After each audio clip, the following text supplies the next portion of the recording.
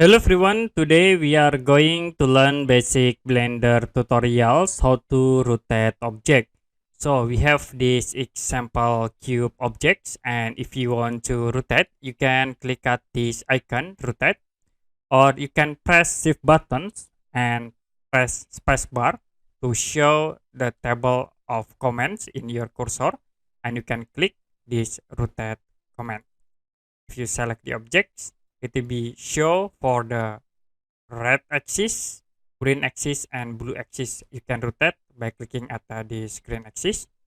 And if you want to rotate with specific measurements, you can click at these icons and show for the properties.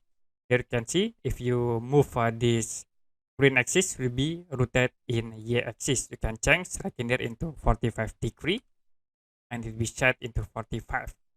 So default you can set into 0. That's it. Okay, that's it for basic Blender tutorials, how to rotate objects. And if you have any question about this tutorial, you can comment below this video.